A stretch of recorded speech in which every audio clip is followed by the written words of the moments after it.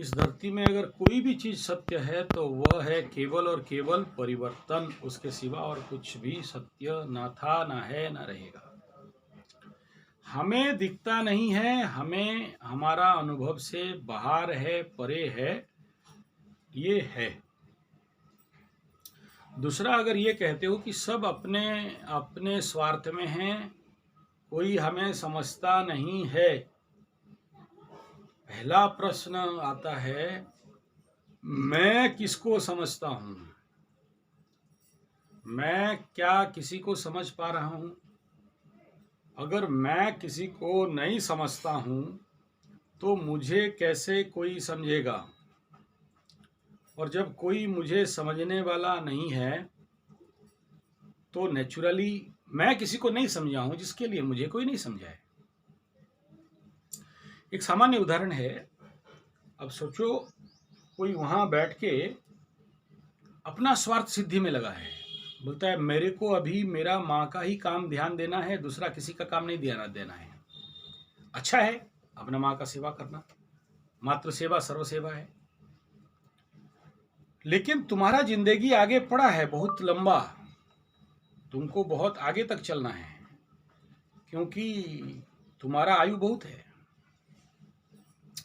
और तुम्हें उसके लिए आगे चल के भुगतना है। तुम्हारा एस्ट्रोलॉजर भी बोल रहा है, तुम्हारा हाथ देखने वाला प्रवीरानंद सरस्वती भी बोला है, और तुमको तुम्हारे ज्योतिष लोग बोले हैं कि तेरा कमर टूटेगा, तुम पड़ोगे, सार्पियल पैरालिसिस भी हो सकता है। मैं नहीं कह रहा हूं, वो तुम्हारा ज्योतिष बोला है।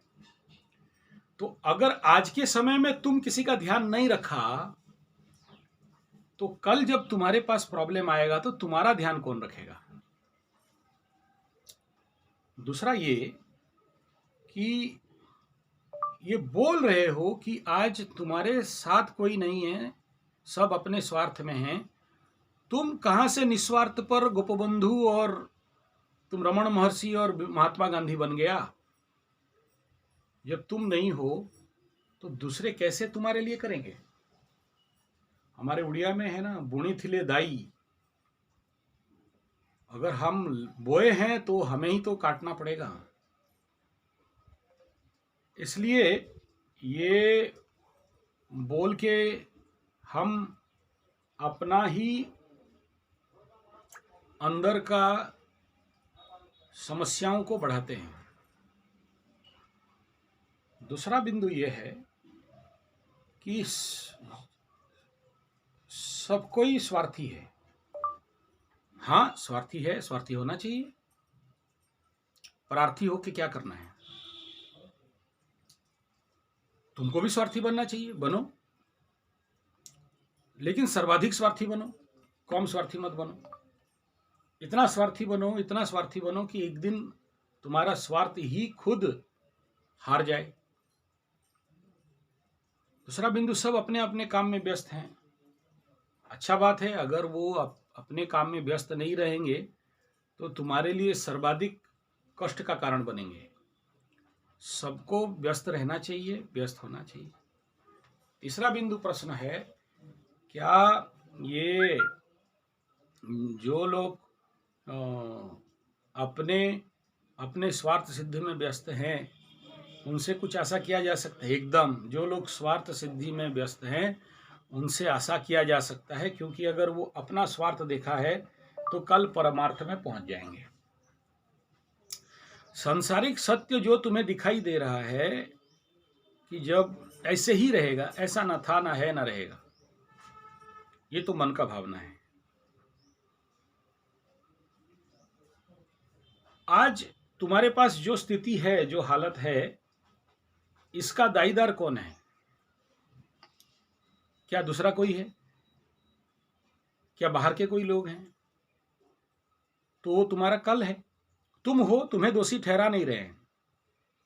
ये तो कल का कर्म था जो आज फलित हो रहा है और हमारे सामने आके खड़ा है। लेकिन मजा बात यह है कि हम उसे स्वीकार करना नहीं चाहते। हम ऐसा नहीं चाहते थे, लेकिन ऐसा आज है जिंदगी में। हम ऐसा दुख नहीं चाहते थे, लेकिन दुख है। तो ये दुख क्यों मिला? ये दुख जो भी है, आज पकड़ लो तुम्हारा पति नहीं है, तुम आज अकेले हो, तुम आज दुखी हो, अपने को व्यस्त रखना चाहते हो, नहीं रख पा रहे हो, तो ये जो परिस्थिति बिल्डअप हुआ है, इस परिस्थिति के पीछे सर्वप्रमुख दाईदार कौन है? तो देखेंगे कि कहीं ना कहीं हमारा कर्म ही इसके लिए दाईदार बन रहा है। और अगर आज का परिस्थिति को ऐसे रहने दें तो कल कोई परिस्थिति सुधरेगा वो नहीं दिख रहा है, और ज्यादा गहरा खाई में घुसने लगेंगे, और ज्यादा दुख को बुलाएंगे, और ज्यादा पीड़ा को बुलाएंगे, और सर्वाधिक कष्ट पीड़ा में हमारा जिंदगी पस्त होने लगेगा। और इसी का नाम ही तो है सोच, चिंता, दृष्टि। और दृष्टि बदल गया, सृष्टि बदल जाता है। दृष्टि नहीं बदला, सृष्टि नहीं बदलता है, और जीवन पस्त होने लगता है। इसलिए दृष्टि को बदलना सब कुछ को बदलना होता है। अब क्लियर? अब बोलो, और क्या बोलना है?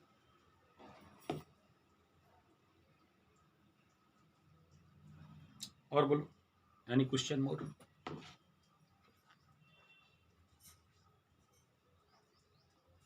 बोले दूसरों को समझना, खुद को कौन समझेगा, मतलब दूसरों को भी समझना है। तो जितना भी करने से भी तो कुछ वैसे ही रहता है। जितना करने से तो किसी का अच्छा ही सोचे तो भी तो ऐसे ही, ऐसे कुछ नहीं है कि खाली खुद के लिए सोचते हैं, ऐसे नहीं है। सबके लिए सोचने से, सबके अच्छे ही के लिए भी सोचते हैं, तो भी तो ऐसे।